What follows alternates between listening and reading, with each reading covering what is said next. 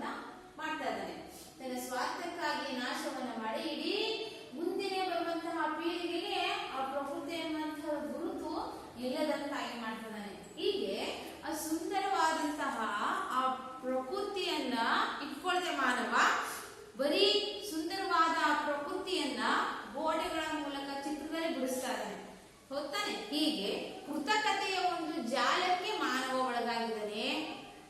ಹಾಗೆಯೇ ಇಲ್ಲಿ ಮನುಕುಲದಲ್ಲಿ ಇರುವಂತಹ ಆ ಒಂದು ಪ್ರಕೃತಿಯ ಒಂದು ವರ್ಣನೆ, ಪ್ರಕೃತಿಯಲ್ಲಿರುವಂತಹ ಪ್ರಾಣಿ ಪಕ್ಷಿಗಳು ಅನೇಕ ಸಂಖ್ಯೆಯಲ್ಲಿ ಇದಾವೆ ಅಲ್ವಾ. ಅವುಗಳ ಒಂದು ಸಂತತಿ ಎನ್ನುವಂತಹದ್ದು ಇಂದು ನಾಶ ಆಗ್ತಾ ಇದೆ. ಕಾಡುಗಳನ್ನ ಕಡಿತಾ ಇದ್ದಾನೆ. ತನ್ನ ನಗರೀಕರಣಕ್ಕಾಗಿ ಏನ್ ಮಾಡ್ತಿದ್ದಾನೆ, ಕಂಪನಿಗಳಿಗಾಗಿ ಆ ಒಂದು ಸ್ಥಳಗಳನ್ನ ಏನ್ ಮಾಡ್ತಾರೆ, ಗಣಿಗಾರಿಕೆಯಾಗಿ ಪ್ರಕೃತಿಯನ್ನ ನಾಶಪಡಿಸ್ತಾ ಇದ್ದಾನೆ. ಹೀಗೆ ಆ ಪ್ರಕೃತಿ ಮತ್ತು ಆ ಒಂದು ಪ್ರಾಣಿ ಪಕ್ಷಿಗಳ ಒಂದು ಹೋಲಿಕೆಯನ್ನ ಇಲ್ಲಿ ಕವಿ ಮಾಡ್ತಾ ಇದ್ದಾರೆ. ಹೇಗಪ್ಪ ಅಂದ್ರೆ ಒಂದು ಕನ್ನಡ ಸಾಹಿತ್ಯದಲ್ಲಿ ಒಂದು ಆಧುನಿಕ ಕನ್ನಡ ಸಾಹಿತ್ಯ ಅಂತ ಬರ್ತದೆ. ಹಳೆಗನ್ನಡ ಸಾಹಿತ್ಯ, ಹೊಸಗನ್ನಡ ಸಾಹಿತ್ಯ, ಆಧುನಿಕ ಕನ್ನಡ ಸಾಹಿತ್ಯ. ಹಾಗೆಯೇ ಹಲವಾರು ಸಾಹಿತ್ಯದ ಘಟ್ಟಗಳ ಒಂದು ಪುಟಗಳನ್ನ ತೆಗೆದುಹಾಕಿದಾಗ ಅಲ್ಲಿ ಬರ್ತಾ ಇದೆ ಒಂದು ದಲಿತ ಬಂಡಾಯ ಸಾಹಿತ್ಯ ಅನ್ನುವಂಥದ್ದು. ಅಲ್ಲಿ ಒಂದು ಚಳುವಳಿಯ ರೂಪದಲ್ಲಿ ಅವರು ಸಾಹಿತ್ಯ ಕೃತಿಯನ್ನು ರಚಿಸಿದ್ದಾರೆ. ಆಗಿನ ಕಾಲದಲ್ಲಿ ನಾವು ಹೇಳ್ಬೋದು ಒಂದು ಅಸಮಾನತೆ ಅನ್ನುವಂಥದ್ದು ಜನರ ವರ್ಗಗಳಲ್ಲಿ. ಇದನ್ನ ಸಾಹಿತ್ಯದ ಮೂಲಕ, ಬರವಣಿಗೆಯ ಮೂಲಕ ಅವರು ತಿಳಿಸಿ ಹೇಳ್ತಾ ಇದ್ರು. ಹಾಗೆಯೇ ಈ ಒಂದು ಅಂದಿನ ಒಂದು ಸಮಾಜದಲ್ಲಿ ಶೋಷಿತರ ಪರವಾದಂತಹ ನಿಲುವನ್ನ ಹೇಳುವಂತಹದ್ದು. ಹಾಗೆಯೇ ಇದು ಶೋಷಣೆ ಅನ್ನುವಂಥದ್ದು ಮಾನವನಿಗೆ ಮಾತ್ರ ಅಲ್ಲ, ಪ್ರಕೃತಿಯಲ್ಲಿರುವಂತಹ ಎಲ್ಲಾ ಪ್ರಾಣಿ ಪಕ್ಷಿಗಳ ಮೇಲಾಗುವಂತಹ ಒಂದು ದೌರ್ಜನ್ಯವಾಗಿದೆ. ಇದನ್ನ ತುಂಬಾ ಸೊಗಸಾಗಿ ಅವರು ಸಾಹಿತ್ಯ ಕೃತಿಗಳಲ್ಲಿ ಕವಿಗಳು ತಿಳಿಸ್ತಾ ಇದ್ದಾರೆ. ಹಾಗೆಯೇ ಮಾನವನು ಈ ಒಂದು ನಿಜವಾದ ಪ್ರಕೃತಿಯ ಆಸ್ವಾದನೆಯನ್ನು ಮಾಡದೆ ಆತ ಕೃತಕತೆಯ ಒಂದು ಜಾಲದಲ್ಲಿ ಸಿಲುಕಿ ಕೃತಕವಾದಂತಹ ರೀತಿಯಲ್ಲಿ ಅವನೇನ್ ಮಾಡ್ತಿದ್ದಾನೆ, ಪ್ರಕೃತಿಯ ಒಂದು ಸೌಂದರ್ಯವನ್ನು ಅವನು ನೋಡ್ತಾ ಇದ್ದಾನೆ. ಹಾಗೆಯೇ ಇಂತಹ ಒಂದು ನೈಜತೆ ಅನ್ನುವಂತಹದ್ದು ಇಂದು ವಿನಾಶ ಆಗಿದೆ, ಕಳೆದು ಹೋಗಿದೆ. ಹೀಗೆ ಇದರ ಒಂದು ಸಂಭಾಷಣೆಯನ್ನ ಕವಿಯ ಗೆರೆಕಕ್ಕಿ ಆಗಿರುವಂತಹ ಬಿ.ಟಿ. ಲಲಿತಾ ನಾಯಕ್ ಅವರು ಈ ಒಂದು ಕವನದ ಮೂಲಕ ನಮಗೆ ತಿಳಿಸ್ಲಿಕ್ಕೆ ಹೊರಟಿದ್ದಾರೆ. ಹಾಗಾದ್ರೆ ಮಕ್ಕಳೇ, ನಾವಿಂದು 8ನೇ ತರಗತಿಯಲ್ಲಿ ಬರುವಂತಹ ಪದ್ಯ 4 ವಿಷಯ ಕನ್ನಡದಲ್ಲಿ ಬರುವಂತಹ ಪದ್ಯ 4 ಭರವಸೆ, ನಂಬಿಕೆ, ಭರವಸೆ ಎನ್ನುವಂತಹ ಒಂದು ಪದ್ಯದಲ್ಲಿ ಕವಿಯತ್ರಿ ಮಲ್ಲಿಗೆ ಹಾಗೂ ಕೋಗಿಲೆಯ ಮಧ್ಯ ಒಂದು ಸಂಭಾಷಣೆಯ ಮೂಲಕ ಮಾನವನಿಗೆ ಏನ್ ಮಾಡ್ತಿದ್ದಾರೆ, ಒಂದು ಸಂದೇಶವನ್ನ ಕಳಿಸುವಂತಹ ಒಂದು ಉತ್ತಮವಾದಂತಹ ಕವನವನ್ನ ಅಥವಾ ಪದ್ಯವನ್ನ ನಾವೊಂದು ತಿಳಿದುಕೊಳ್ಳೋಣ ಮಕ್ಕಳೇ. ಹಾಗಾದ್ರೆ ಮಕ್ಕಳೇ, ಎಲ್ಲಾ ವಿದ್ಯಾರ್ಥಿಗಳು ಪಠ್ಯಪುಸ್ತಕ ಅಂತ ಅಂದಿರಲ್ವಾ, ಈಗ ಆ ಲೇಖಕಿಯ ಒಂದು ಕವಿ ಪರಿಚಯವನ್ನ ನಾವೊಂದು ನೋಡೋಣ ಮಕ್ಕಳೇ. ಪುಟ ಸಂಖ್ಯೆ 106. 106ರಲ್ಲಿ ಲೇಖಕಿಯಾಗಿರುವಂತಹ ಈ ಬಿ.ಟಿ. ಲಲಿತಾ ನಾಯಕ್ ಅವರ ಒಂದು ಜೀವನ ಪರಿಚಯವನ್ನು ನಾವೊಂದು ತಿಳಿದುಕೊಳ್ಳೋಣ. ಮೊದಲನೇದಾಗಿ ಶ್ರೀಮತಿ ಬಿ.ಟಿ. ಲಲಿತಾ ನಾಯಕ್ ಅವರು ಚಿಕ್ಕಮಗಳೂರು ಜಿಲ್ಲೆಯ ತಂಗಲಿ ತಾಂಡದಲ್ಲಿ 1945ರಲ್ಲಿ ಜನಿಸಿದರು. ಬಂಡಾಯ ಹಾಗೂ ಸ್ತ್ರೀ ಸಂವೇದನೆಯ ಬರಹಗಳ ಮೂಲಕ ಖ್ಯಾತರಾದ ಇವರು ಹಲವಾರು ಮೌಲಿಕ ಕೃತಿಗಳನ್ನು ಕನ್ನಡ ಸಾರಸ್ವತ ಲೋಕಕ್ಕೆ ನೀಡಿದ್ದಾರೆ. ಚಂದ್ರ ಪರಾಭವ, ಭಟ್ಟನ ಕನಸು, ನೆಲೆ ಬೆಲೆ, ನಮ್ ರೂಪ್ಲಿ ಗತಿ, ಹಬ್ಬ ಮತ್ತು ಬಲಿ, ಇದೇ ಕೂಗು, ಮತ್ತೆ ಮತ್ತೆ, ದೇವದುರ್ಗ, ತಾಲೂಕು ದರ್ಶನ, ಒಡಲಬೇಗೆ ಮೊದಲಾದ ಕೃತಿಗಳನ್ನು ರಚಿಸಿದ್ದಾರೆ. ಮಕ್ಕಳ ಕತೆ, ರೇಡಿಯೋ ನಾಟಕಗಳನ್ನು ರಚಿಸಿರುವರು. ಕರ್ನಾಟಕ ವಿಧಾನ ಪರಿಷತ್ತಿನ ಸದಸ್ಯೆಯಾಗಿಯೂ ಕರ್ನಾಟಕ ಸರ್ಕಾರದಲ್ಲಿ ಕನ್ನಡ ಮತ್ತು ಸಂಸ್ಕೃತಿ ಇಲಾಖೆಯ ಸಚಿವೆಯಾಗಿಯೂ ಕಾರ್ಯನಿರ್ವಹಿಸಿದರು.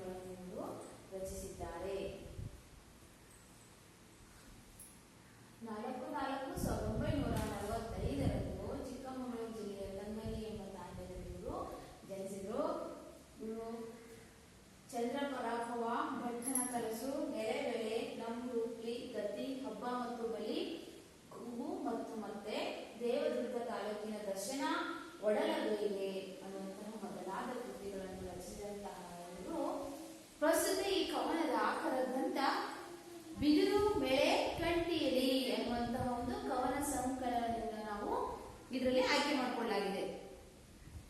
ಇಲ್ಲಿ ಮುಖ್ಯವಾಗಿ ಕವನದ ಸಾರಾಂಶ ಏನಪ್ಪಾ ಅನ್ನೋದಾದ್ರೆ, ಇಲ್ಲಿ ಜಗತ್ತಿನಲ್ಲಿ ನಡೀತಾ ಇರುವಂತಹ ಅನೇಕ ತಲ್ಲಣಗಳು, ವಿಷಯಗಳು ಅಲ್ವಾ, ಈ ಎಲ್ಲ ಅಂಶಗಳನ್ನ ಮಲ್ಲಿಗೆ ಹಾಗೂ ಕೋಗಿಲೆ, ಪ್ರಕೃತಿಯಲ್ಲಿರುವಂತಹ ಮಲ್ಲಿಗೆ ಹೂ ಅಂತ ಹೇಳ್ತಿಲ್ವಾ, ಮಲ್ಲಿಗೆ ಹಾಗೂ ಕೋಗಿಲೆ, ಮಲ್ಲಿಗೆ ಹಾಗೂ ಕೋಗಿಲೆಯ ಮೂಲಕ ಒಂದು ಸಂಭಾಷಣೆ, ಮಾತಿನ ಒಂದು ಸಂಭಾಷಣೆಯನ್ನ ಹೇಳುವಂತಹದ್ದಾಗಿದೆ. ಪ್ರಪಂಚದಲ್ಲಿ ಈ ಜಗತ್ತಿನಲ್ಲಿ ನಡೀತಾ ಇರುವಂತಹ ಈ ಮಾನವರ ಏನ್ ನಡೀತಾ ಇದೆ, ಲೋಕವಾರ್ತೆ ನಡೀತಾ ಇದೆ, ಅದನ್ನ ಕೋಗಿಲೆಯ ದನಿಯಲ್ಲಿ ಮಲ್ಲಿಗೆ ಕೇಳ್ತಾ ಇದೆ. ಮಲ್ಲಿಗೆ ಹೂವಿನಲ್ಲಿ ಗಿಡದಲ್ಲಿ ಇರುತ್ತೆ ಮಕ್ಕಳೇ, ಆದ್ರೆ ಕೋಗಿಲೆ ಇಡೀ ಜಗತ್ತನ್ನ ಸುತ್ತುವರಿತಾ ಇರುತ್ತೆ ಅಲ್ವಾ.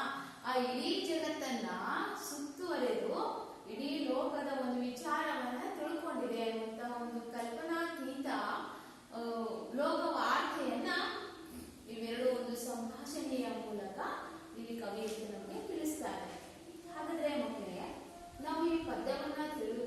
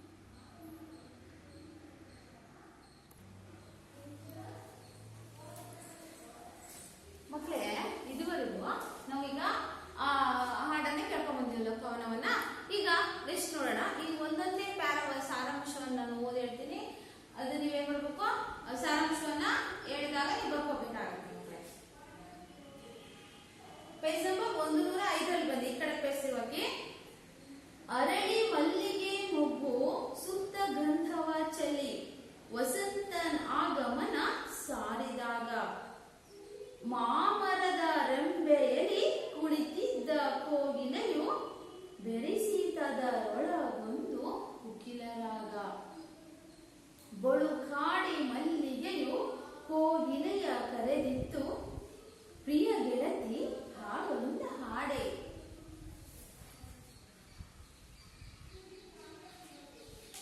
ಬಾಣಸಂಚಾರಿಣಿಯೇ, ಅನುಭವದ ಹೊನ್ಗಣಿಯೇ, ಲೋಕವಾರ್ತೆಯದೇನು ಅರುಹೆ?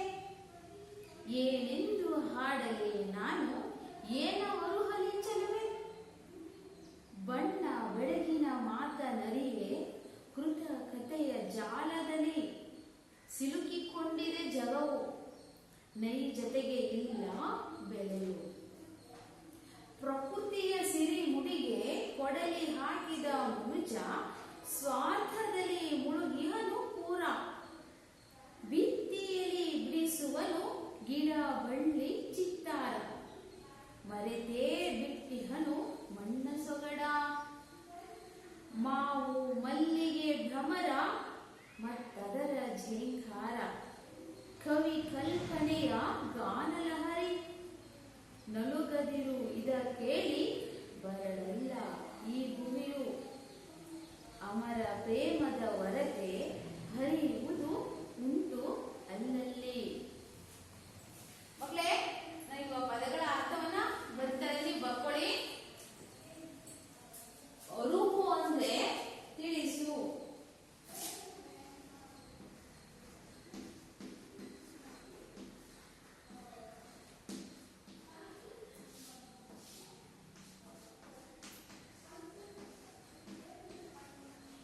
ಅರುಹು ಅಂದ್ರೆ ತಿಳಿಸು.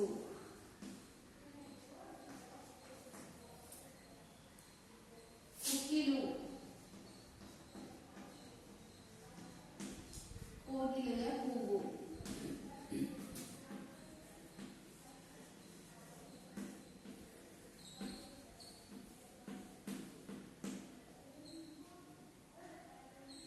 ಚಿತ್ತಾರ,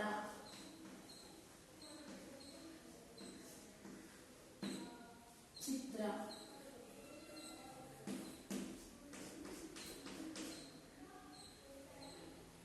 ಜಾಲ, ಗುಂಪು.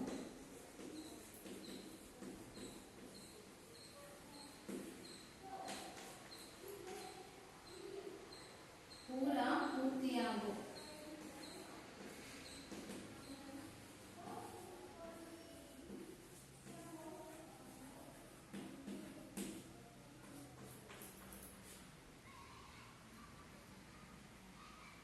ಭಿತ್ತಿ, ಗೋಡೆ.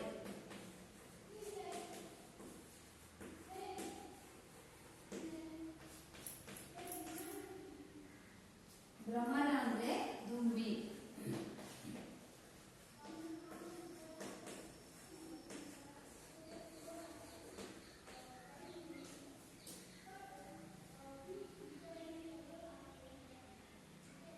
ಹೊನ್ಗಣಿ ಅಂದ್ರೆ ಚಿನ್ನದ ಗಣಿ.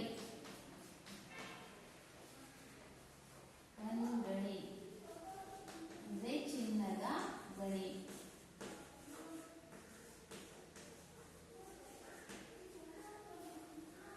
ಮಕ್ಕಳೇ, ಪದಗಳ ಅರ್ಥ ಬರ್ಕೊಂಡ್ರಲ್ವಾ? ಬರ್ಕೊತಿದಾರೇನೋ? ಈಗ ನಾವೀಗ ಪದ್ಯದ ಸಾರಾಂಶ ಅರ್ಥವನ್ನ ತಿಳಿದುಕೊಳ್ಳೋಣ. ಈಗ ನೀವು ಪದ್ಯಗಳು ಓದಿದ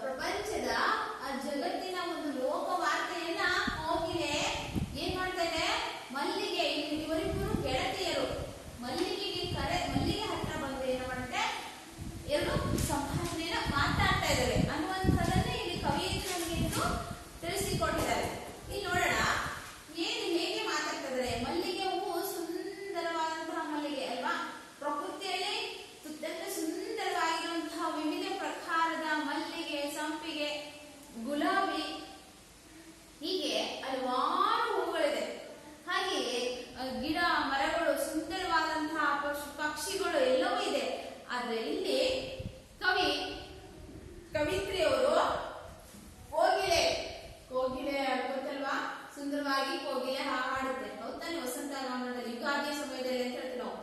ಯುಗಾದಿಯ ಸಮಯದಲ್ಲಿ ನಾವು ವರ್ಷದ ಯುಗಾದಿಯ ಸಮಯದಲ್ಲಿ ಎಲ್ಲಾ ಗಿಡ ಮರಗಳು ಏನಾಗುತ್ತೆ, ಎಲೆಗಳು ಉದುರಿ ಹೊಸ ಹೊಸ ಚಿಗುರುಗಳು ಹುಟ್ಟುತ್ತಾ ಇರುತ್ತೆ, ಎಲೆಗಳು ಅಲ್ವಾ. ಅದು ನೋಡ್ಲಿಕ್ಕೆ ಅತ್ಯಂತ ಸುಂದರವಾಗಿದೆ ಅಲ್ವಾ. ಅಂತಹ ದಿನಗಳಲ್ಲಿ ಕೋಗಿಲೆ ಕೂಗನ್ನು ಜಾಸ್ತಿ ಕೇಳ್ತಾ ಇದ್ದೀವಿ. ಆ ಕೋಗಿಲೆ ಹಾಗೂ ಈ ಮಲ್ಲಿಗೆ ಹೂವು, ಈ ಮಲ್ಲಿಗೆ ಹೂವಿನ ಒಂದು ಸಂಭಾಷಣೆಯನ್ನ ಕವಿಯಲ್ಲಿ ಹೇಳ್ತಾ ಇದ್ದಾರೆ. ನೋಡೋಣ ಮಕ್ಕಳೇ, ಈಗ 1ನೇ ಪ್ಯಾರದಲ್ಲಿ ಏನ್ ಹೇಳ್ತಾ ಇದ್ದಾರೆ ಏನು ಅಂತ ತಿಳ್ಕೊಳ್ಳೋಣ. ಅರಳಿ ಮಲ್ಲಿಗೆ ಮೊಗ್ಗು ಸುತ್ತ ಗಂಧವ ಚೆಲ್ಲಿ ವಸಂತನ ಆಗಮನ ಸಾರಿದಾಗ ಮಾಮರದ ರೆಂಬೆಯಲ್ಲಿ ಕುಳಿತಿದ್ದ ಕೋಗಿಲೆಯು ಬೆರೆಸಿ ತದರೊಳಗೊಂದು ಕುಕಿಲರಾಗ ಅಲ್ವಾ.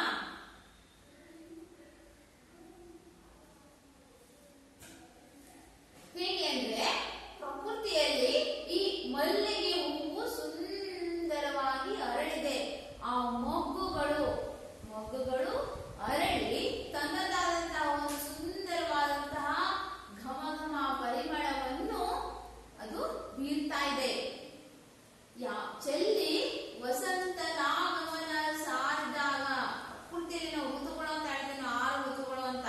ಆ ಋತುಗಳಲ್ಲಿ ವಸಂತ ಋತು, ಗ್ರೀಷ್ಮ ಋತು, ಶರತ್ ಋತು, ಹೇಮಂತ ಋತು, ಶಿಶಿರ ಋತುಗಳು ಅಂತ ನಾವು ಋತುಗಳನ್ನ ಕಾಲಕ್ಕೆ ಅನುಗುಣವಾಗಿ ನಾವು ಭಾಗಗಳಾಗಿ ಮಾಡ್ತೇವೆ. ಹಾಗೆ ವಸಂತನ ಆಗಮನದಲ್ಲಿದ್ರೆ ಗಿಡ ಮರಗಳೆಲ್ಲ ಉಳಿದು, ಚಳಿಗಾಲದ ನಂತರ ಈ ವಸಂತ ಆಗಮನ ಎಲ್ಲಾ ಗಿಡಗಳು ಎಲ್ಲೋ ಏನ್ ಮಾಡುತ್ತೆ, ಚಿಗುರಿ ಪ್ರಕೃತಿಯನ್ನು ನೋಡ್ಲಿಕ್ಕೆ ತುಂಬಾ ಸೊಗಸಾಗಿರುತ್ತೆ.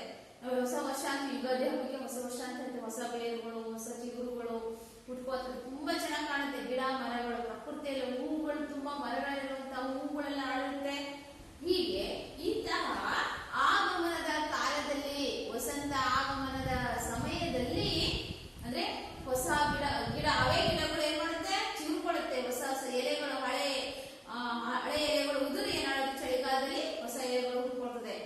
ಹಾಗೆ ಅಂತಹ ಒಂದು ಸುಂದರವಾದಂತಹ ಪ್ರಕೃತಿಯಲ್ಲಿ ವಸಂತನ ಆಗಮನದ ಕಾಲದಲ್ಲಿ ಮಾವಿನ ಮರದ ರಂಬೆಯಲ್ಲಿ ಕುಳಿತುಕೊಂಡು ಏನ್ ಮಾಡುತ್ತೆ, ಕೋಗಿಲೆ ಹಾಡನ್ನು ಹಾಡ್ತಾ ಇರುತ್ತೆ. ಕುಳಿತು ಕೋಗಿಲೆಯು ಬೆರೆಸಿ ತದರೊಳಗೊಂದು ಕುಕಿಲರಾಗ, ಕೋಗಿಲೆಯ ಕೂಗು. ಆ ಮಾಮರದ ರಂಬೆಯ ಒಂದು ಅಂಚಿನಲ್ಲಿ ಕೋಗಿಲೆ ಕೂಗುತ್ತೆ. ಹಾಗೆ 2ನೇ ಪ್ಯಾರದಲ್ಲಿ ಏನ್ ಹೇಳ್ತಾ ಇದ್ದಾರೆ, ಬಳುಕಾಡಿ ಮಲ್ಲಿಗೆಯು ಕೋಗಿಲೆಯ ಕರೆದಿತ್ತು ಪ್ರಿಯ ಗೆಳತಿ ಹಾಡೊಂದ ಹಾಡೆ. ಬಳುಕಾಡಿ, ಆ ಮಲ್ಲಿಗೆ ಅಂದ್ರೆ ಬಳ್ಳಿ, ನೋಡ್ಲಿಕ್ಕೆ ತುಂಬಾ ಚೆನ್ನಾಗಿದೆ, ಅದು ಹೂ ಬಿಡ್ತದೆ, ನೋಡಿ ತುಂಬಾ ಇಷ್ಟ. ಹೆಣ್ಮಕ್ಳಿಗಂತೂ ಮಲ್ಲಿಗೆ ಹೂವನ್ನು ಮುಟ್ಕೊಳ್ಳಿಕ್ಕೆ ತುಂಬಾ ಇಷ್ಟ ಅಲ್ವಾ. ಹಾಗೆ ದೇವರುಗಳೇ ಅರ್ಪಿಸ್ತಾ ಇದ್ದಾರೆ. ಹೀಗೆ ಆ ಒಂದು ಮಲ್ಲಿಗೆ ಕರಿತಾ ಇದೆ, ಬಳುಕಾಡಿ ಮಲ್ಲಿಗೆ ಕೋಗಿಲೆಯನ್ನ ಕರೀತದೆ. ಪ್ರಿಯ ಗೆಳತಿ ಹಾಡೊಂದ ಹಾಡೆ, ಪ್ರೀತಿಯ ಗೆಳತಿಯೇ, ಸ್ನೇಹಿತೆ, ಒಂದು ಹಾಡನ್ನ ನೀನು ಹಾಡು, ಹೇಳು ಅಂತ ಅಂದು ಮಲ್ಲಿಗೆ ಕೋಗಿಲೆಯನ್ನ ಕರೀತಾ ಇದೆ. ಕೇಳ್ತಾ ಇದೆ. ನೆಕ್ಸ್ಟ್ ಏನ್ ಹೇಳ್ತಾ ಇದೆ ಅಂತ ನೋಡೋಣ. ಬಾನ ಸಂಚಾರಿಣಿಯೇ ಅನುಭವದ ಹೊನ್ಗಣಿಯೇ, ಲೋಕ ವಾರ್ತೆಯ ಅದೇನು ಅರುಹೆ. ಬಾನ ಸಂಚಾರಿಣಿ ಅಂದ್ರೆ, ಬಾನ ಆಕಾಶದಲ್ಲಿ ಸಂಚಾರ ಮಾಡುವವಳೆ ನೀನು ಆಗಿದ್ದೀಯಾ. ಅನೇಕ ಅನುಭವವನ್ನ ಪಡೆದಿದ್ಯಾ. ಇಲ್ಲಿ ಒಂದು ಸ್ಥಳದಿಂದ ಮತ್ತೊಂದು ಸ್ಥಳಕ್ಕೆ ಆಕಾಶದಲ್ಲಿ ಹಾರಾಡ್ತಾ ಇರ್ತೀಯಾ. ಒಂದು ಸ್ಥಳದಿಂದ ಮತ್ತೊಂದು ಸ್ಥಳಕ್ಕೆ ಅನುಭವ ಆಗಿರುತ್ತೆ. ವಿಷಯಗಳನ್ನೇನು ಮಾನವನ ಒಂದು ವಿಷಯಗಳಲ್ಲಿ ತಿಳ್ಕೊಂಡಿರ್ತೀಯ. ಒಂದ್ ಗಣಿಯೇ, ಚಿನ್ನದ ಗಣಿಯೇ, ಅತ್ಯಂತ ಸುಂದರ ಚಿನ್ನದ ಗಣಿಯ ಆಗಿರುವಂತಹಳೆ ನೀನು. ಲೋಕವಾರ್ತೆಯ ದೇನು ಅರುಹೆ.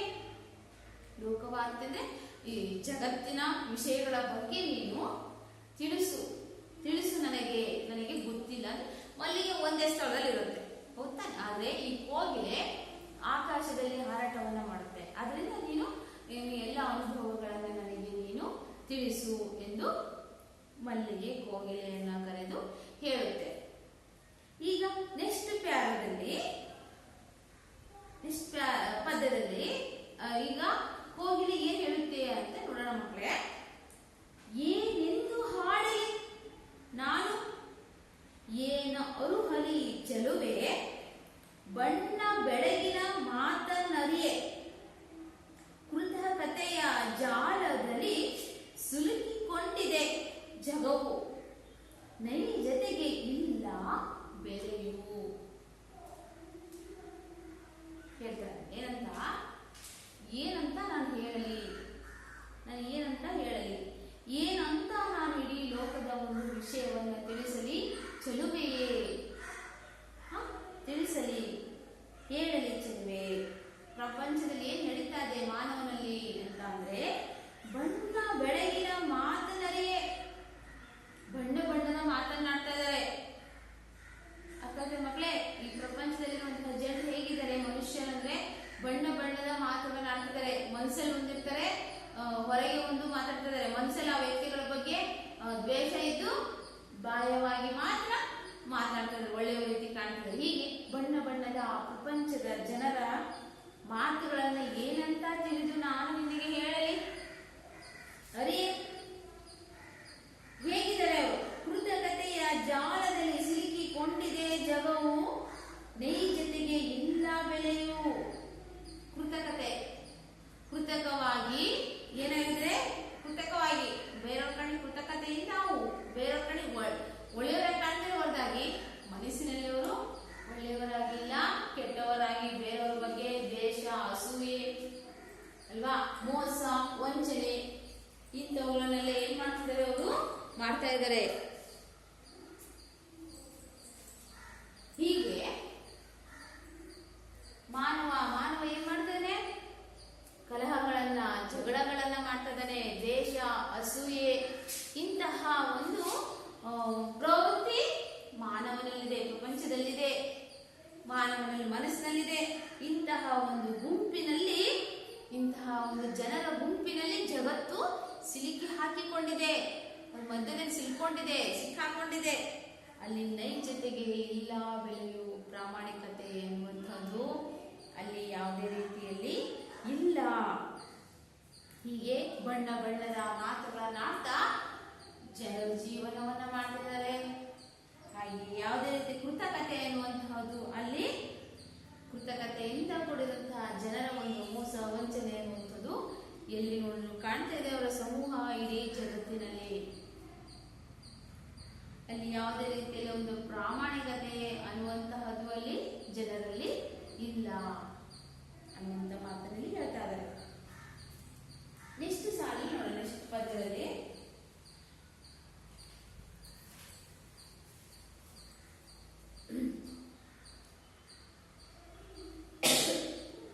ಪ್ರಕೃತಿಯ ಸಿರಿ ಉಡಿಗೆ ಕೊಡಲಿ ಹಾಕಿದ ಮನುಜ,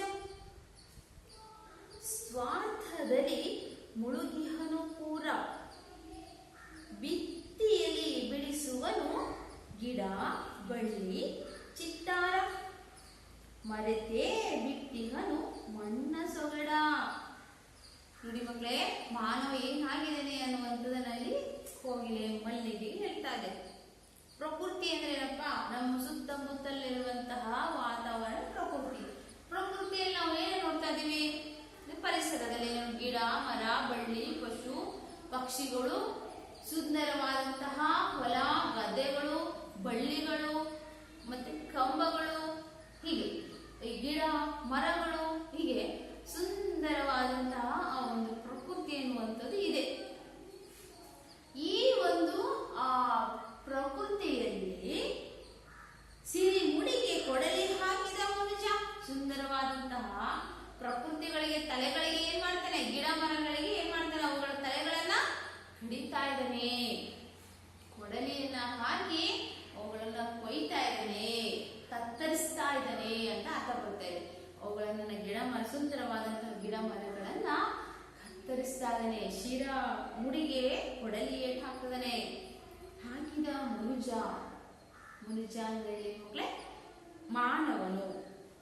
ಏತಕ್ಕಾಗಿ ಕಡಿತಾ ಇದ್ದಾನೆ, ಕತ್ತರಿಸ್ತಾ ಇದ್ದಾನೆ ಗಿಡ ಮರಗಳನ್ನ ಅಂದ್ರೆ ಸ್ವಾರ್ಥದಲ್ಲಿ, ತನ್ನ ಸ್ವಾರ್ಥಕ್ಕಾಗಿ ಮಾನವ ಏನ್ ಮಾಡ್ತಾ ಇದ್ದಾನೆ? ಸುಂದರವಾದ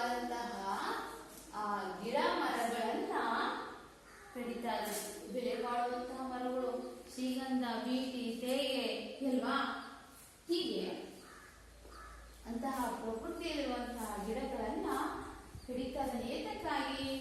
ತನ್ನ ಸ್ವಾರ್ಥಕ್ಕಾಗಿ. ಕಾಡುಗಳನ್ನ ನಾಶ ಮಾಡ್ತಾನೆ.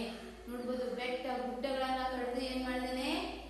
ಭೂಮಿಯನ್ನಾಗಿ ಉಳುಮೆ ಮಾಡ್ಕೊತಾ ಇದ್ದಾನೆ ಹೊಲಗದ್ದೆಗಳಿಗೆ. ಹಾಗೆಯೇ ಹೀಗೆ ನಗರೀಕರಣಕ್ಕಿರ್ಬೋದು, ಮನೆಯನ್ನ ಕಟ್ಲಿಕ್ಕಿರ್ಬೋದು. ಈಗ ನೋಡಿ ಮಕ್ಕಳು, ಇತ್ತೀಚೆಗೆ ಹೊಲಗಳೆಲ್ಲವೂ ಏನಾಗಿದೆ? ಸೈಟ್ಗಳಾಗಿ ಮನೆಯನ್ನ ಕಟ್ಕೋತಾ ಇದೆ. ರೋಡ್ ಪಕ್ಕ ಇರುವಂತ ಎಲ್ಲೋ ರೋಡ್ ಪಕ್ಕ ಜಾಗ ಇರ್ತದೆ, ಅಲ್ಲೆಲ್ಲ ಏನಾಗ್ತದೆ ಈಗ? ಮನೆಗಳಾಗ್ತಾ ಇದೆ. ಯಾಕೆ ಅಂದ್ರೆ ವಿಭಕ್ತ ಕುಟುಂಬಗಳ ಸಂಖ್ಯೆ ಜಾಸ್ತಿ ಇದೆ. ಅವಾಗ ಒಂದ್ ಮನೆ ಅಂತಂದ್ರೆ ಒಂದ್ ಮನೆಯಲ್ಲಿ 10ರಿಂದ 20 ಜನ ವಾಸ ಮಾಡ್ತಿದ್ರು ನಮ್ಮ ತಾತಂದ್ರ ಕಾಲದಲ್ಲಿ. ಇವಾಗ ಒಂದ್ ಮನೆ ಅಂದ್ರೆ ಗಂಡ ಹೆಂಡತಿ ಮಕ್ಕಳು 3ರಿಂದ 4 ಜನ ಅಷ್ಟೇ. ಹೀಗೆ ಮನೆಯಿಂದ ಒಬ್ಬೊಬ್ರು ವಿಭಕ್ತ ಕುಟುಂಬ ಆಗ್ತಾ ಹೋದಾಗ ಏನಾಗುತ್ತೆ? ಜನಸಂಖ್ಯೆ ಆದಂಗೆ ಏನಾಗ್ತದೆ? ವಿಭಕ್ತ ಕುಟುಂಬ ಆದಂಗೆ ಮನೆಗಳ ಪ್ರಮಾಣ ಜಾಸ್ತಿ ಆಗ್ತದೆ, ನಗರೀಕರಣ ಜಾಸ್ತಿ ಆಗ್ತಾ ಹೋಗುತ್ತೆ. ಆಮೇಲೆ ಗ್ರಾಮೀಣ ಪ್ರದೇಶದಿಂದ ಏನ್ ಮಾಡ್ತಿದ್ದಾರೆ? ನಗರ ಪ್ರದೇಶಗಳಿಗೆ ವಿದ್ಯಾಭ್ಯಾಸಕ್ಕಾಗಿ ಬರ್ತಾರೆ, ಮತ್ತೆ ಅಲ್ಲೇ ಉದ್ಯೋಗ ಪಡ್ಕೊಂತಾರೆ. ಈಗ ಅಲ್ಲೇ ಏನಾಗ್ತಾರೆ? ಅವರು ವಾಸ ಮಾಡ್ಲಿಕ್ಕೆ ಪ್ರಾರಂಭ ಮಾಡ್ತಾರೆ. ಹೀಗೆ ನಗರೀಕರಣದಿಂದಾಗಿನೂ ಏನ್ ಮಾಡ್ತಿದ್ದಾನೆ? ಪ್ರಕೃತಿಯನ್ನ ಏನ್ ಮಾಡ್ತಾ ಇದ್ದಾನೆ. ಹಾಗೆಯೇ ಗಣಿಗಾರಿಕೆಯಿಂದಾಗಿಯೂ, ಹೀಗೆ ಕೈಗಾರೀಕರಣದಿಂದಾಗಿ ಕೈಗಾರಿಕೆಗಳನ್ನ ಸ್ಥಾಪನೆ ಮಾಡಬೇಕು ಅಂತ ಏನ್ ಮಾಡ್ತಿದ್ದಾನೆ? ಅಲ್ಲಿಯೂ ಸಹ ಒಂದು ಗಿಡ ಮರಗಳಿಗೆ ಕೊಡಲಿಯೇಟನ್ನ ಮಾನವ ಹಾಕ್ತಾ ಇದ್ದಾನೆ. ಹೀಗೆ ಇಂತಹ ಒಂದು ಸ್ವಾರ್ಥದ ಭಾವನೆ ಮಾನವನಲ್ಲಿ ಇದೆ. ಮುಳುಗಿಹನು ಪೂರ್ತಿ ಅವನ ಮನಸ್ಸೇನಾಗಿದೆ? ಮುಳುಗಿಹನಂದ್ರೆ ಅದರಲ್ಲಿ ಹೋಗ್ಬಿಟ್ಟಾನೆ. ಮನಸ್ಥಿತಿ ಪೂರ್ತಿಯಾಗಿ ಅದರಲ್ಲೇ ಯೋಚನೆಯನ್ನ ಮಾಡ್ತಾ ಇದ್ದಾನೆ. ಪ್ರಕೃತಿಯ ಬಗ್ಗೆ ಮಾನವ ಯೋಚನೆಯನ್ನ ಮಾಡ್ತಾ ಇಲ್ಲ. ಹೇಗೆ ಮಾಡ್ತಿದ್ದಾರೆ? ಈಗ ಸುಂದರವಾದಂತಹ ಪ್ರಕೃತಿ ಎಲ್ಲವನ್ನ ಕಡಿದು ನಶಿಸಿ ಹೋಗಿಸಿ ಏನ್ ಮಾಡ್ತಿದ್ದಾರೆ? ಪ್ರಕೃತಿಯಲ್ಲಿ ನೋಡಿ, ಭಿತ್ತಿಯಲು ಬಿಡಿಸುವನು ಗಿಡ ಬಳ್ಳಿ ಚಿತ್ತಾರ. ಗೋಡೆಗಳಲ್ಲಿ ಏನ್ ಮಾಡ್ತಿದ್ದಾನೆ ಮಾನವ? ದೊಡ್ಡ ದೊಡ್ಡ ಹೋಟೆಲ್ಗಳಲ್ಲಿ ಮನೆಗಳು ಈಗ ರೆಡಿ ಸ್ಟಿಕ್ಕರ್ಸ್ ಅಂತ ಪ್ರಕೃತಿಯ ಬಳ್ಳಿಗಳ ಚಿತ್ರ, ಆಮೇಲೆ ಪಕ್ಷಿಗಳದ್ದು ಇವೆಲ್ಲ ರೆಡಿ ಇರುತ್ತೆ. ಸ್ಟಿಕ್ಕರ್ ಅನ್ನ ಹಾಕ್ಬಿಟ್ರೆ ಆಯ್ತು ಮನೆಯಲ್ಲಿ. ಹಾಗೆ ಆ ಒಂದು ಗೋಡೆಗಳಲ್ಲಿ ಪೇಂಟ್ ಅನ್ನು ಮಾಡಿಸ್ತಾ ಇದಾರೆ. ಗಿಡ ಮರಗಳದ್ದು ಪೇಂಟ್ ಮಾಡಿಸ್ತಾ ಇದಾರೆ, ಪಕ್ಷಿಗಳದ್ದು, ಹಣ್ಣುಗಳದ್ದು, ಹೀಗೆ ನಾನಾ ತರದ ಪ್ರಕೃತಿ ಚಿತ್ರಗಳು ಏನಾಗಿದೆ? ಗೋಡೆಯ ಮೇಲೆ ಬರ್ತಾ ಇದೆ. ಇಂತಹ ಒಂದು ಕೃತಕತೆಯಲ್ಲಿ ಮಾನವ ಹುಡುಗಿದ್ದಾನೆ. ಆದರೆ ಅವನಿಗೆ ಏನು ಗೊತ್ತು? ಆ ಮಣ್ಣಿನ ನಿಜವಾದ ಸೊಗಡನ್ನ ಆತ ಮರೆತಿದ್ದಾನೆ. ಹೊಲ ಗದ್ದೆಗಳು ಮತ್ತೆ ಪಶು ಪಕ್ಷಿಗಳು ನಿಜವಾದ ಒಂದು ಮಣ್ಣಿನ ಸೊಗಡನ್ನ, ಪ್ರಕೃತಿಯಲ್ಲಂತ ಸುಂದರವಾದ ಪಕ್ಷಿಗಳನ್ನ ಏನ್ ಮಾಡಿದಾನೆ? ಅವನು ಮರೆತೇ ಬಿಟ್ಟು ಅವಳೆಲ್ಲ ಸಂಪೂರ್ಣವಾಗಿ ಆತ ನಶಿಸಿ ಹೋಗಿಸ್ತಾ ಇದ್ದಾನೆ, ನಾಶಪಡಿಸ್ತಾ ಇದ್ದಾನೆ ಅನ್ನುವಂತಹ ಒಂದು ಅರ್ಥದಲ್ಲಿ ಇಲ್ಲಿ ಹೇಳ್ತಾ ಇದ್ದಾರೆ. ನಿಜವಾದಂತಹ ಒಂದು ಮಣ್ಣಿನ ಸೊಗಡನ್ನ ಮರೆತಿದ್ದಾರೆ. ನೋಡೋಣ ಮಕ್ಕಳೇ, ಒಂದೆರಡು ಕ್ವಶನ್ ಕೇಳ್ತೀನಿ, ಆಮೇಲೆ ನೆಕ್ಸ್ಟ್ ಇನ್ನೊಂದು ನೋಡೋಣಂತೆ. ಕೋಗಿಲೆ ಕುಕ್ಕಿಲ ರಾಗವನ್ನು ಯಾವಾಗ ಬೆರೆಸಿತು? ಕೋಗಿಲೆ ಕುಕ್ಕಿಲ ರಾಗವನ್ನು ಯಾವಾಗ ಬೆರೆಸಿತು? ಮಾಮರದ ರಂಬೆಯಲ್ಲಿ ಕುಳಿತಿದ್ದ ಕೋಗಿಲೆಯು ಬೆರೆಸಿದವರೊಳಗೊಂದು ಕುಕ್ಕಿಲ ರಾಗ ಕೋಗಿಲೆ. ನೆಕ್ಸ್ಟ್, ಮಲ್ಲಿಗೆ ಕೋಗಿಲೆಯನ್ನು ಕರೆದು ಏನು ಹೇಳಿತು? ಮಲ್ಲಿಗೆ ಕೋಗಿಲೆಯನ್ನು ಕರೆದು ಏನು ಹೇಳಿತು? ಪ್ರಿಯ ಗೆಳತಿ ಹಾಡೊಂದ ಹಾಡೆ. ಪ್ರಿಯ ಗೆಳತಿ ಹಾಡೊಂದ ಹಾಡೆ. ಪ್ರಿಯ ಗೆಳತಿ ಹಾಡೊಂದ ಹಾಡೆ.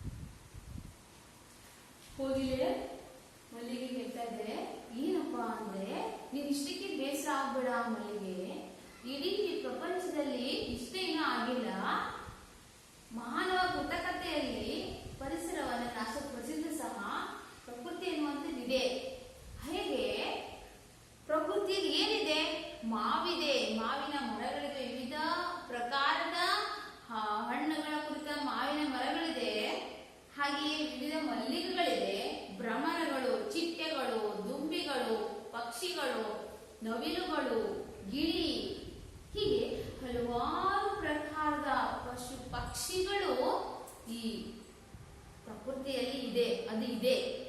ಅವುಗಳ ಒಂದು ಜೇಂಕಾರ, ನಾದ, ಕಲರವ ಪಕ್ಷಿಗಳ ಕೂಗು ಅನ್ನುವಂಥದ್ದು ಇದೆ. ಇದೆಲ್ಲ ಕವಿಯ ಕಲ್ಪನೆಯಲ್ಲಿ ಗಾನಲಹರಿ ಹಾಡಾಗಿ ರೂಪುಗೊಂಡಿದೆ, ಹಾಡಿನಲ್ಲಿ ರೂಪುಗೊಂಡಿದೆ, ರಚನೆಯಾಗಿದೆ. ನಲುಗದಿರು, ಭಯವನ್ನ ಪಡಬೇಡ, ಇಲ್ಲಿಗೆ ಪ್ರಕೃತಿನ ನಾಶ ಆಗಿಲ್ಲ. ಇದನ್ನ ಕೇಳಿ ನೀವು ಮನಸ್ಸಲ್ಲಿ ಬೇಸರವನ್ನ ಮಾಡ್ಕೋಬೇಡ. ಭೂಮಿ ಇನ್ನೂ ಬರಡಾಗಿಲ್ಲ, ಭೂಮಿ ಹಚ್ಚ ಹಸಿರಿನಿಂದ ಕೂಡಿದೆ. ಈ ಭೂಮಿಯು ಅಮರ ಪ್ರೇಮದ ಹೊರತೆ ಹರಿಯುವುದು ಉಂಟು. ಅಲ್ಲಲ್ಲಿ ನಿಜವಾದಂತಹ ಒಂದು ಪ್ರೇಮದ ಚಿಲುಮೆ ಮತ್ತೆ ನದಿಗಳ ಹರಿಯುವಿಕೆ ಅನ್ನುವಂಥದ್ದು ಇನ್ನು ಭೂಮಿಯಲ್ಲಿ ಅಲ್ಲೊಂದು ಇಲ್ಲೊಂದು ಎಲ್ಲ ಕಡೆ ಅದು ಇನ್ನೂ ಇದೆ ಎಂದು ಲೇಖಕಿಯವರು ಇಲ್ಲಿ ಹೇಳ್ತಾರೆ. ಕೋಗಿಲೆ ಹಾಗೂ ಮಲ್ಲಿಗೆಯ ಒಂದು ಸಂಭಾಷಣೆಯ ಮೂಲಕ ನಮಗಿಂದು ತಿಳಿಸ್ತಾ ಇದ್ದಾರೆ. ಇಲ್ಲಿ ಮಕ್ಕಳೇ, ಇಲ್ಲಿ ಈ ರೀತಿಯಾಗಿ ಕವಿ ಏನ್ ಮಾಡ್ತಿದ್ದಾರೆ, ಕವಿಯತ್ರಿಯವರು ಮಲ್ಲಿಗೆ ಹಾಗೂ ಕೋಗಿಲೆಯ ಒಂದು ಸಂಭಾಷಣೆಯ ಮೂಲಕ ಲೋಕದ ವಾರ್ತೆಯಲ್ಲಿ ಏನ್ ಹೇಳ್ತಾ ಇದ್ದಾರೆ ಅಂದ್ರೆ, ಕೋಗಿಲೆಯ ಧ್ವನಿಯಲ್ಲಿ, ಕೋಗಿಲೆಯ ಒಂದು ಮಾತಿನ ಮೂಲಕ ನಿರಾಸೆ ಅಂದ್ರೆ ಈ ಮಾನವನ ಒಂದು ನಿರಾಸೆಯನ್ನ, ಅವನ ಬದುಕಿನ ಒಂದು ವಿಷಾದದ ಕಥೆಯನ್ನ ಹೇಳ್ತಾ ಇದ್ದಾರೆ. ಹಾಗೆ ಪ್ರಕೃತಿ ಅನ್ನುವಂಥದ್ದು ನೈಜತೆಯಿಂದ ಕೂಡಿದೆ, ನಿಜವಾದದ್ದು. ಅದನ್ನ ಮಾನವನಾದವನು ತನ್ನ ಸ್ವಾರ್ಥ ಸಾಧನೆಗಾಗಿ ಆ ನಿಜವಾದ ಒಂದು ಮಣ್ಣಿನ ಗುಣವನ್ನ ಏನ್ ಮಾಡ್ತಾನೆ, ಆ ಮಣ್ಣಿನ ಗುಣದ ಭ್ರಮೆಯನ್ನ ಬಿಟ್ಟು ಏನ್ ಮಾಡ್ತಿದ್ದಾರೆ, ಕೃತಕತೆಯಲ್ಲಿ ಅದನ್ನ ಇದರಲ್ಲಿ ಚಿತ್ರವನ್ನ ಬಿಡಿಸ್ತಾ ಇದ್ದಾನೆ. ಹಾಗೆಯೇ ಈ ಭೂಮಿ ಇನ್ನೂ ಬರಡಾಗಿಲ್ಲ, ಅದು ಒಂದು ಪ್ರೇಮದ ಹೊರತೆ. ಭೂಮಿಯಲ್ಲಿ ಬದುಕಲಿಕ್ಕೆ ಹಲವಾರು ಜೀವಿಗಳಿಗೂ ಸ್ವತಂತ್ರವಾದಂತಹ ಅವಕಾಶವಿದೆ. ಈ ಭೂಮಿಯನ್ನ ಇರುವಂತಹ ಎಲ್ಲ ಪಶು ಪಕ್ಷಿಗಳಿಗೆ ಬದುಕಲಿಕ್ಕೆ ಅವಕಾಶವನ್ನ ಮಾಡಿಕೊಡಿ, ಇದನ್ನ ನೀವು ಅವುಗಳ ಒಂದು ನಶಿಸಬೇಡಿ ಅನ್ನುವಂಥದ್ದೇ ಒಂದು ಚಿಕ್ಕ ಒಂದು ಆಶಯ. ಇಂತಹ ಒಂದು ಸುಂದರವಾದಂತಹ ಪ್ರಕೃತಿಯನ್ನ ನೀವು ನಾಶಪಡಿಸಬೇಡಿ, ಅವಕ್ಕೂ ಸಹ ಒಂದು ಸೌಂದರ್ಯವನ್ನ ಈ ಪ್ರಕೃತಿ ಗೋಡೆ ಚಿತ್ರಗಳ ಮೇಲೆ ನೀವು ಬರೆದು ಬಿಡಿಸೋದಕ್ಕಿಂತ ಒಂದು ಪ್ರಕೃತಿಯ ನೈಜತೆಯಲ್ಲಿ ಅದರ ಒಂದು ಸೌಂದರ್ಯವನ್ನ ಆಸ್ವಾದಿಸಿ ಅಂತಹ ಒಂದು ಸುಂದರವಾದಂತಹ ಪ್ರಕೃತಿಯನ್ನ ನೀವು ಹಾಳು ಮಾಡಬೇಡಿ ಎನ್ನುವಂತಹದ್ದೊಂದು ಅರ್ಥ ಇಲ್ಲಿ ಬರುತ್ತೆ. ಹೀಗೆ ಈ ಒಂದು ಕವನದಲ್ಲಿ ಮಲ್ಲಿಗೆ ಹಾಗೂ ಕೋಗಿಲೆಯ ಒಂದು ಸಂಭಾಷಣೆಯನ್ನ ಕವಿಯತ್ರಿಯವರು ನಮಗೆ ತಿಳಿಸ್ತಾ ಇದ್ದಾರೆ. ಮಕ್ಕಳೇ, ಇದುವರೆಗೂ ಅರ್ಥ ಮಾಡ್ಕೊಂಡ್ರಲ್ವಾ? ಹೀಗೆ ಬಾನ ಆಕಾಶದಲ್ಲಿ ಸಂಚರಿಸಿರುವಂತಹ ಕೋಗಿಲೆ ಏನ್ ಮಾಡಿದೆ, ಆಗಿರುವಂತಹ ಎಲ್ಲ ಒಂದು ಪ್ರಪಂಚದ ಲೋಕವಾರ್ತೆಯನ್ನ ತಿಳ್ಕೊಂಡು ಬಂದು ಆ ಒಂದು ಜನರು ಹೇಗಿದ್ದಾರೆ ಅಂತ ಹೇಳ್ತಾರೆ. ಮಲ್ಲಿಗೆಗೆ ಅಂದ್ರೆ ಬಣ್ಣ ಬಣ್ಣದ ಮಾತುಗಳನ್ನ ಆಡ್ತಾ ಏನ್ ಮಾಡ್ತಾರೆ, ಜನರು ಮೋಸ ವಂಚನೆಯಲ್ಲಿ ತೊಡಗ್ತಾ ಇದ್ದಾರೆ. ಹಾಗೆಯೇ ಆ ಒಂದು ಗುಂಪು ಕಟ್ಕೊಂಡ್ಬಿಟ್ಟು ಏನ್ ಮಾಡ್ತಾರೆ, ಒಂದು ಸುಂದರ ಮೋಸ ವಂಚನೆಯಲ್ಲಿ ತೊಡಗಿ ಮೋಸ ಮಾಡ್ತಾ ಇದ್ದಾರೆ. ಅವರಲ್ಲಿ ಪ್ರಾಮಾಣಿಕತೆ ಅನ್ನುವಂತಹದೇ ಇಲ್ಲ. ಹಾಗೆಯೇ ಪ್ರಕೃತಿಯಲ್ಲಿರುವಂತಹ ಎಲ್ಲ ಗಿಡ ಮರಗಳಿಗೆ ಒಂದು ಕೊಡಲಿ ಏಟನ್ನ ಹಾಕಿ ತನ್ನ ಸ್ವಾರ್ಥ ಸಾಧನೆಯಲ್ಲಿ ಆ ನಗರೀಕರಣದಿಂದಾಗಿ ಕೈಗಾರೀಕರಣಕ್ಕೋಸ್ಕರ ಏನ್ ಮಾಡ್ತಿದ್ದಾನೆ, ಪೂರ್ತಿಯಾಗಿ ಆ ಗಿಡ ಮರ ಪ್ರಕೃತಿಯನ್ನ ನಾಶಪಡಿಸ್ತಾ ಇದ್ದಾನೆ ಅನ್ನುವಂಥದ್ದು. ಆದ್ರೆ ಆ ಸುಂದರವಾದ ಗಿಡ ಮರಗಳನ್ನ ಏನ್ ಮಾಡ್ತಾನೆ, ಹಾಳು ಮಾಡಿ ಅದೇ ಗಿಡ ಮರಗಳ ಚಿತ್ರಗಳನ್ನ ತನ್ನ ಗೋಡೆಯ ಮೇಲೆ ಬಿಡಿಸಿ ಏನ್ ಮಾಡ್ತಿದ್ದಾನೆ, ಅವನು ಮಾನವ ಕೆಲಸ ಮಾಡ್ತಿದ್ದಾನೆ. ಹೀಗೆ ಸುಂದರವಾದಂತಹ ಮಣ್ಣಿನ ಸೊಗಡನ್ನೇ ಇಂದು ಮಾನವ ಮರೆತಿದ್ದಾನೆ ಅನ್ನುವಂತಹ ಮಾತನ್ನ ಕೋಗಿಲೆ ಮಲ್ಲಿಗೆಗೆ ಹೇಳುತ್ತೆ. ಆದ್ರಿಂದ ಇನ್ನೂ ಇದೆ, ಪ್ರಕೃತಿ ಇದೆ. ಆ ಪ್ರಕೃತಿಯಲ್ಲಿ ಸುಂದರವಾದಂತಹ ಗಿಡ ಮರಗಳು, ಮಾಮರ ಇದೆ. ಹೀಗೆ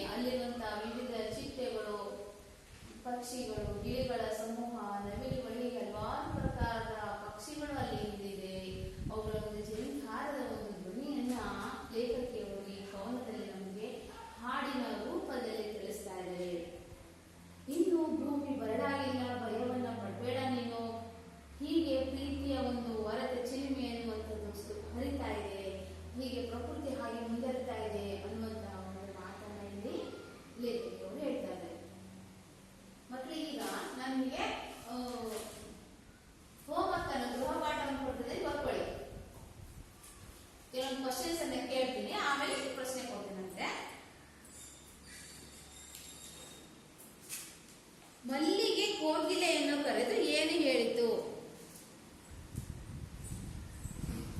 ಮಲ್ಲಿಗೆ ಕೋಗಿಲೆಯನ್ನ ಕರೆದು ಏನೆಂದು ಹೇಳಿತು?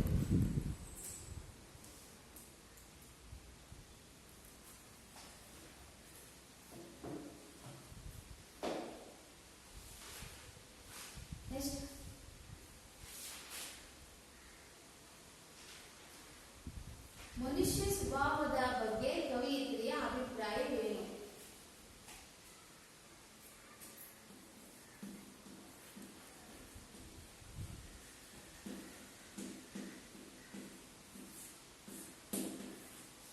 ಮನುಷ್ಯ ಸ್ವಭಾವದ ಬಗ್ಗೆ ಕವಿಯಿತ್ರಿಯ ಅಭಿಪ್ರಾಯವೇನು?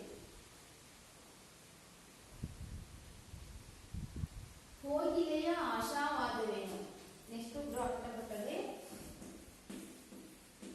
ಕೋಗಿಲೆಯ ಆಶಾವಾದವೇನು?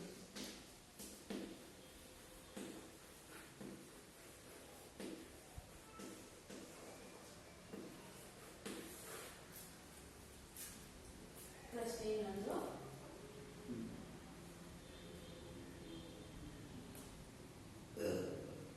ಕೋಗಿಲೆ ತಿಳಿಸಿ ನೋಡ್ಕೊಳ್ಳಿ. ಮಲ್ಲಿಗೆ ಮತ್ತು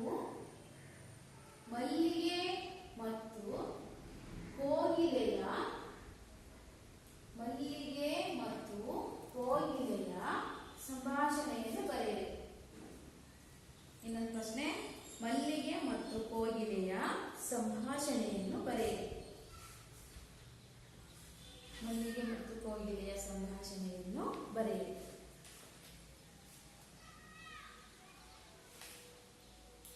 ಇನ್ನು ಸಂದರ್ಭ ನೋಡ್ಕೊಳ್ಳಿ. ನೈಜತೆಗೆ ಇಲ್ಲ ಬೆಲೆಯು. ನೈಜತೆಗೆ ಇಲ್ಲ ಬೆಲೆಯು.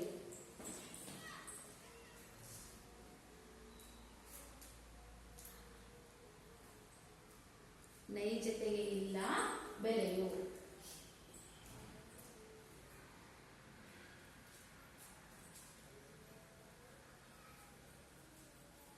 ಇನ್ನೊಂದು, ಬೆರೆಸಿ ತದರೊಳಗೊಂದು ಕುಕಿಲರಾಗ. ಬೆರೆಸಿ ತದರೊಳಗೊಂದು ಕುಕಿಲರಾಗ. ಬೆರೆಸಿ ತದರೊಳಗೊಂದು ಕುಕಿಲರಾಗ.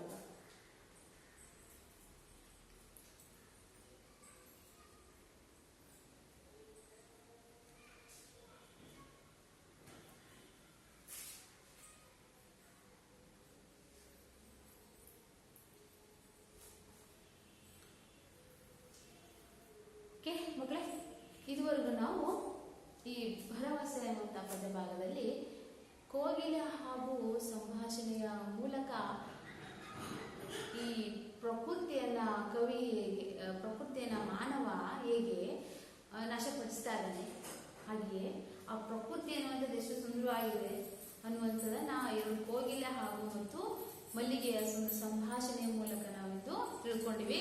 ಧನ್ಯವಾದಗಳು.